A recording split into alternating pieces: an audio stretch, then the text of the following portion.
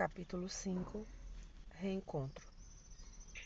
Evelina despertou num quarto espaçoso, com 2 janelas deixando ver o céu. Emergia de um sono profundo, pensou. Diligenciou recordar-se, assentando contas da própria situação. Como teria entrado na amnésia de que estava tornando agora à tona da consciência? Despertou a custo dos mecanismos da memória e passou a lembrar-se vagarosamente. A princípio, um indescritível pesadelo lhe conturbava o repouso começante. Sofrera, de certo, uma síncope inexplicável. Percebera-se movendo num mundo exótico de imagens que a faziam regredir na estrada das próprias reminiscências. Recapitulara, não sabia como, todas as fases da sua curta vida. Voltara no tempo. Reconstituíra todos os dias já vividos, a ponto de rever o pai chegando morto ao lar, quando contava somente 2 anos de idade. Nesse filme que as energias ocultas da própria mente havia exibido para ela, nos quadros mais íntimos do ser, ouvira de novo os gritos maternos que enxergava à frente os vizinhos espantosos, sem compreender a tragédia que se lhe abatia sobre a casa. Depois, registrara a impressão de tremendo choque. Algo como que se lhe desabotoara no cérebro e vira-se flutuar sobre o próprio corpo adormecido. Logo depois, sono invencível. De nada mais se apercebera. Quantas horas gastara no torpor imprevisto? Estaria regressando a si, vencido o colapso, por efeito de algum tratamento de exceção? Por que não via ali, junto do leito, algum familiar que lhe proporcionasse as necessárias explicações? Tentou sentar-se e o conseguiu, sem a menor dificuldade. Inspecionou o ambiente, concluindo que o pouso se lhe trocara. Inferiu das primeiras observações que, tombada em desmaio, fora reconduzida ao hospital que ocupava. Agora, larga dependência, que o verde claro tornava repousante. Em mesa próxima, viu rosas que lhe chamavam a atenção para o perfume. Cortinas tênues bailavam de manso ao ritmo do vento, que penetrava as venezianas diferentes, talhadas em substâncias semelhantes ao cristal revestido de essência esmeraldina. Em tudo, simplicidade e previsão, conforto e leveza. Evelina bocejou, distendeu os braços e não se surpreendeu com qualquer dor. Recuperara-se, enfim, refletiu alegre.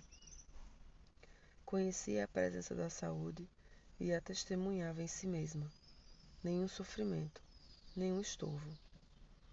Se algo experimentava de menos agradável, era precisamente um sinal de robustez orgânica. Sentia fome. Onde o marido? Onde os pais? Desejava gritar de felicidade, comunicar-lhes que sarara. Aspirava a dizer-lhes que os sacrifícios efetuados por ela não haviam sido inúteis. No íntimo, agradecia a Deus a dádiva do próprio restabelecimento e ansiava estender a jubilosa gratidão aos seres queridos. Não mais lograva sopesar o coração embriagado de regozijo e por isso buscou a campainha rente a ela. Apertou o botão de chamada e a senhora de semblante doce e atraente apareceu, saudando-a com palavras de irradiante carinho. Evelina aceitou com naturalidade a cooperação da desconhecida. Enfermeira, falou a recém-chegada, posso rogar-lhe o favor de chamar meu marido? Tenho instruções para, antes de tudo, informar o médico sobre suas melhoras. A senhora Serpa concordou, afirmando, no entanto, que sentia necessidade de reencontrar os familiares de maneira a repartir com eles o próprio júbilo. compreendo, redarguiu a serviçal, com inflexão de ternura. Tenho sede de entender-me com alguém, aditou a convalescente, animada. Como se chama a senhora? Chame-me Irmã Isa. De certo, a senhora me conhece. Sou Evelina Serpa e devo ter aqui minha ficha. Sim.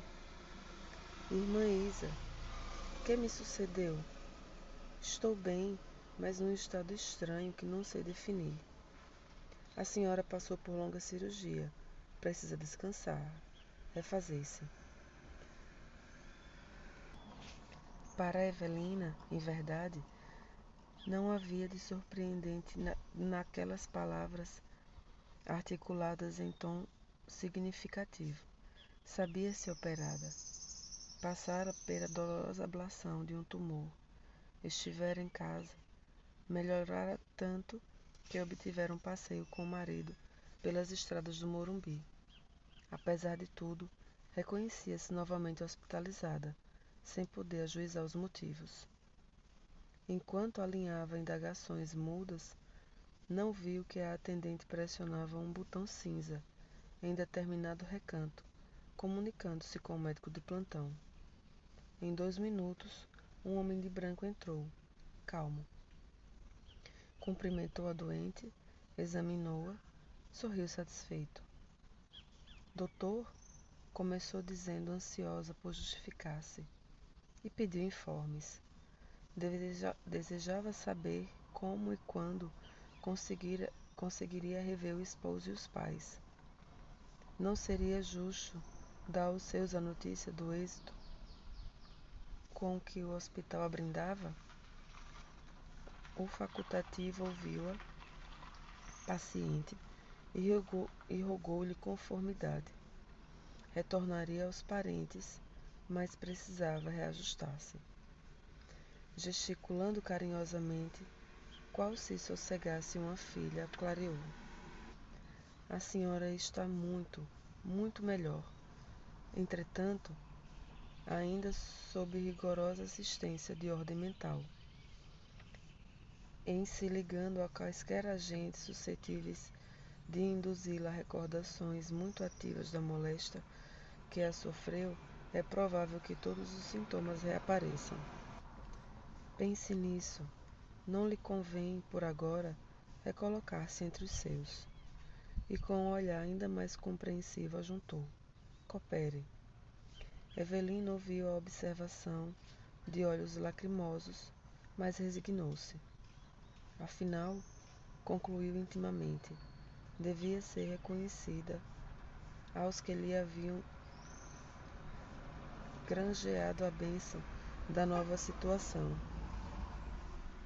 Não lhe cabia interferir em providências cujo significado era incapaz de apreender.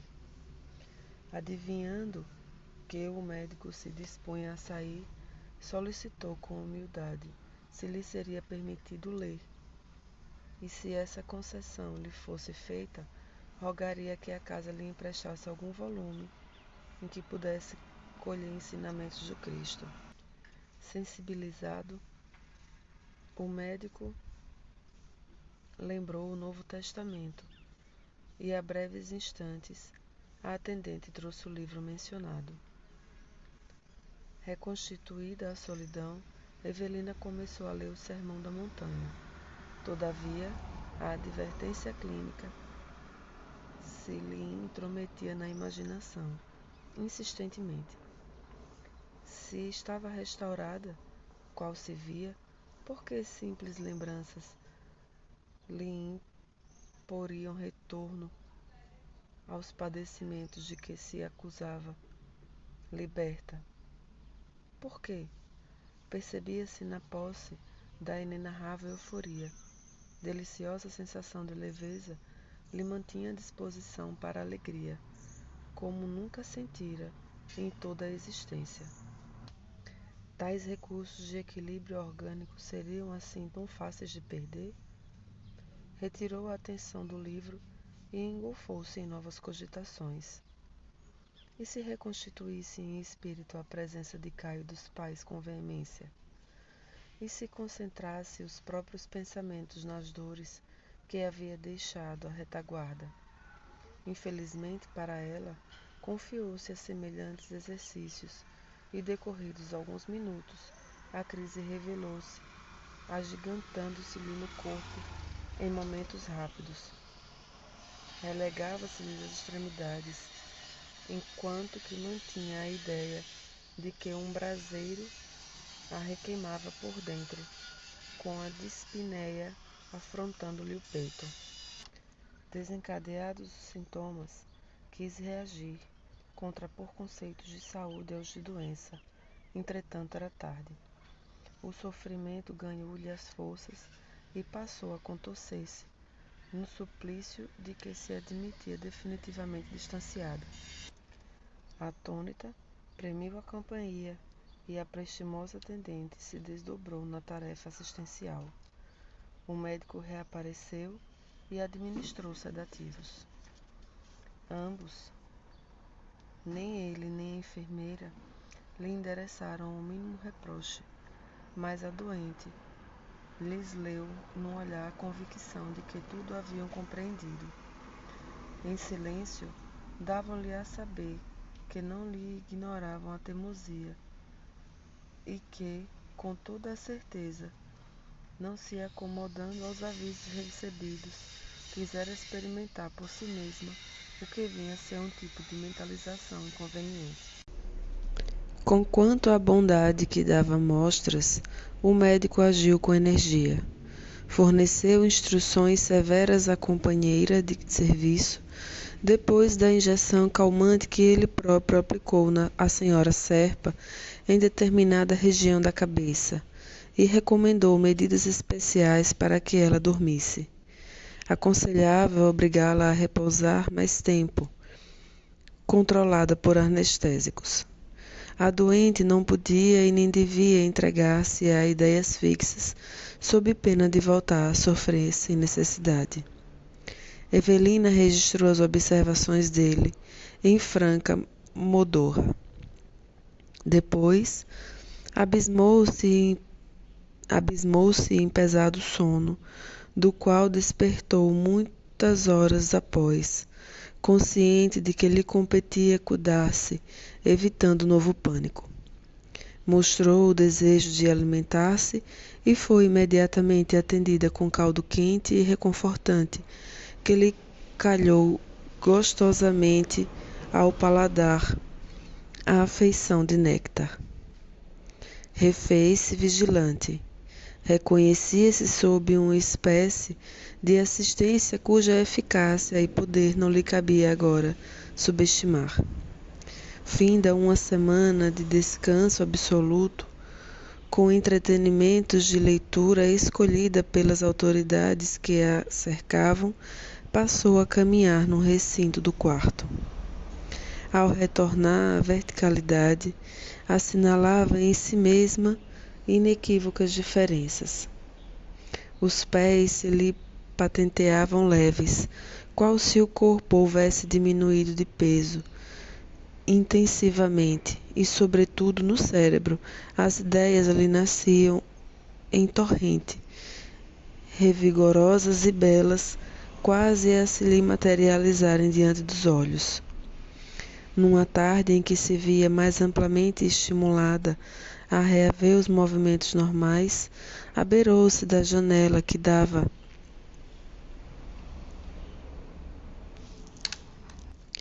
para um pátio enorme e do alto do terceiro andar que a hospedava, contemplou dezenas de pessoas que conversavam alegremente, muitas delas sentadas em torno de irisada fonte que se erigia em centro de florido e extenso jardim.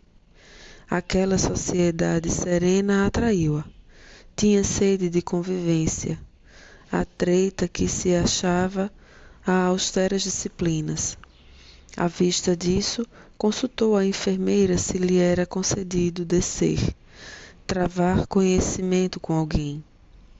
Afinal, sugeriu com otimismo uma casa de saúde não deixa de assemelhar-se a um navio, cujo bojo as criaturas se interessam umas pelas outras, estendendo-se as mãos. A serviçal achou graça e escorou-a nos braços para a descida. Poderia, sim, divertir-se ali. O ambiente lhe faria bem, ao mesmo tempo que lhe seria lícito granjear uma que outra amizade.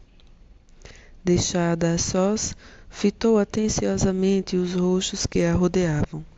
Figurou-se-lhe estar no seio da vasta família de pessoas afins pelo coração, mas quase todas desconhecidas entre si, qual acontece num balneário.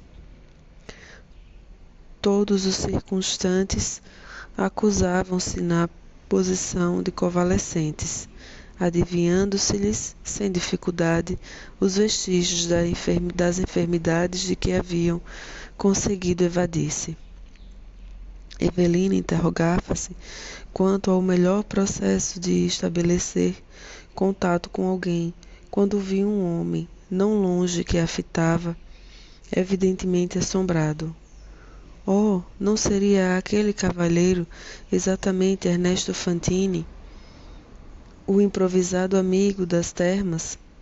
O coração bateu-lhe agitado e estendeu na direção dele os 2 braços, dando-lhe a certeza de que o aguardava, de alma aberta. Fantini, pois era ele mesmo, ergueu-se da poltrona em que se guardava e avançou para ela a passos rápidos. Evelina? Dona Evelina, estarei realmente vendo a senhora? Eu mesma, respondeu a moça chorando de alegria. O recém-chegado não foi estranho à emotividade daquele minuto inesquecível. Lágrimas lhe rolavam no rosto simpático e sisudo, lágrimas que ele buscava enxugar, embaraçado, procurando sorrir.